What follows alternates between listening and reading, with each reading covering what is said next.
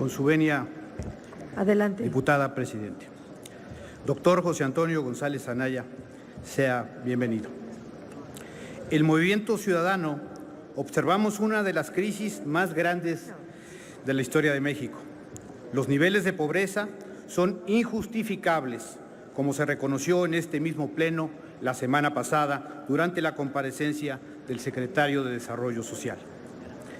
La realidad refleja un gobierno que no ha sabido sortear la situación que atraviesan millones de mexicanos, que no ve reflejadas en su calidad de vida ninguna de las grandes reformas estructurales de las que tanto se habló en este sexenio. Al inicio de esta administración nos prometieron unas tasas de crecimiento cercanas al 5% anual. Hoy la realidad es que no estamos ni siquiera por la mitad de ese pronóstico. Aunado a esta situación, la inflación sigue aumentando y con ello el precio de los productos básicos para la subsistencia de las familias. En cuanto a los tipos de cambio peso-dólar, tampoco se ha podido hacer frente ante la valoración del dólar o la devaluación de nuestra moneda. En resumen, pareciera que no existe una certeza financiera para el país y mucho menos para las familias mexicanas, porque hay que hacer una diferencia entre la estabilidad económica del país y la de las familias. De ellas son por las que estamos hablando hoy en la tribuna. Otro tema que ha pegado enormemente a la economía de las familias es el aumento a las gasolinas. Tan solo en el último año se han incrementado alrededor del 18%, lo que ha provocado una escalada de precios que el gobierno federal tampoco ha sabido hacerle frente. Aunado a este bajo crecimiento, en materia de recaudación, tampoco estamos bien. De los países de la OCDE, México se mantiene entre los 6 países con menos ingresos tributarios locales. El Movimiento Ciudadano nos preocupa también que en los presupuestos de egresos de la Federación en los últimos 3 años, el gasto de inversión se ha visto reducido de manera importante, pues para el 2015 se presupuestó un monto de 874,530 millones de pesos. En el 2016 se redujo a 738,868 millones de pesos.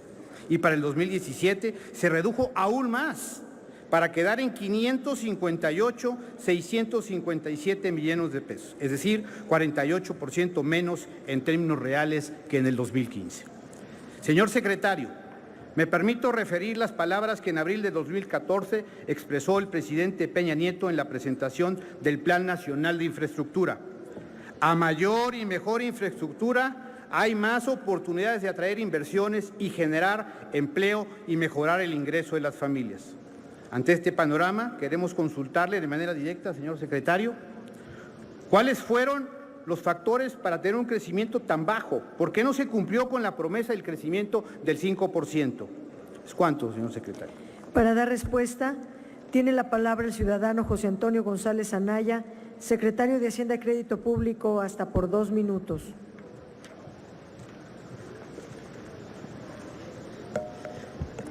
Muchas gracias, con su venia, diputada presidenta. Adelante. Muchas gracias, diputado Jorge Alcibiades García Lara, por sus comentarios y sus preguntas. Vale la pena quizás hacer dos reflexiones al respecto de sus comentarios.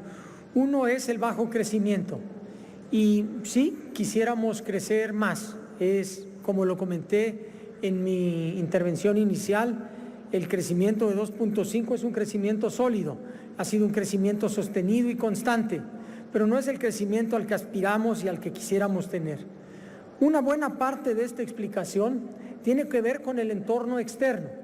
Se cayó el precio del petróleo 71%. Para darnos una idea, el precio del petróleo en los 80s se cayó 20%.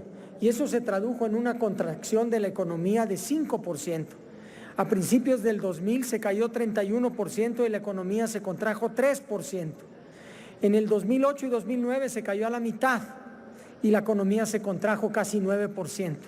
El hecho de que se haya podido caer el precio del petróleo 71% y hayamos crecido habla de la fortaleza de la economía mexicana que se ha venido construyendo a lo largo de mucho tiempo, que sus fuentes de crecimiento son diferentes y que sus fuentes de crecimiento van más allá de la parte petrolera. Hoy somos una de las economías que más manufacturas exporta. Hace muchos años no se hubiese pensado que México sería una potencia manufacturera automotriz o que fuese a tener una industria aeroespacial que hiciera que más del 90% de los aviones nuevos tengan una parte mexicana. Así que, sin duda, comparto que debemos aspirar a crecer más y para ello tenemos que seguir tomando medidas para hacer que la economía crezca más. Su segunda reflexión viene alrededor de la inversión, que está relacionada. Aquí el tema fue que durante esta administración, además de los choques que tuvimos, existió un aumento importante del gasto no programable. Las pensiones aumentaron de manera muy importante, 35% en términos reales. Hemos comentado abiertamente el costo financiero creció y cuáles fueron sus razones. El gasto corriente se mantuvo constante en términos reales en el sector público. Los servicios personales, de hecho, se mantuvieron casi exactamente en el mismo lugar para los ramos administrativos, en cerca de 320,000 millones de pesos.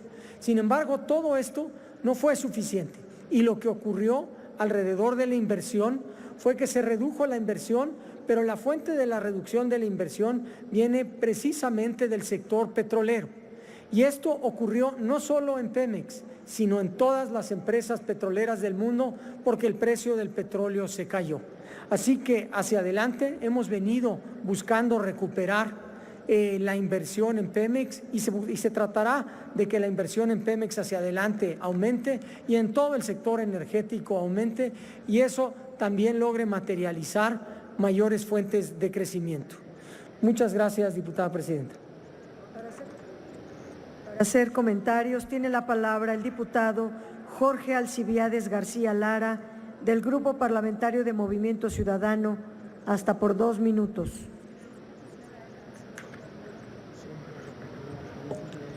Con su venia, señor presidente. Adelante.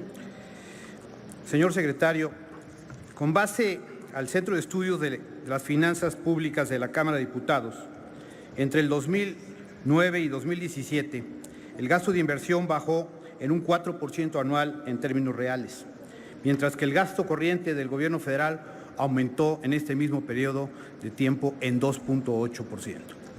Es una preocupación que tengamos una disminución en el gasto de inversión para crecimiento.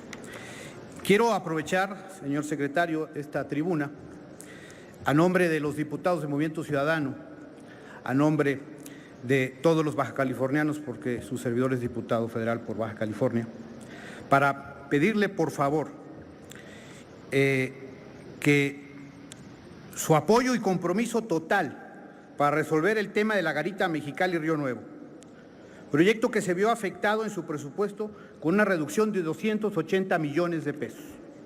Es importante mencionarle, señor secretario, que de la adecuada construcción de esta obra depende en mucho la vida económica de la ciudad de Mexicali, especialmente de su centro histórico y de su distrito médico. La capital de los bajacalifornianos merece, por su importancia de cruce fronterizo, siendo el número 4 del mundo, una obra de infraestructura a su altura. Le pedimos, señor secretario, su compromiso total y que respalde usted, por favor, a la ciudad de Baja California, Mexicali, para resolver este tema. Le agradezco mucho.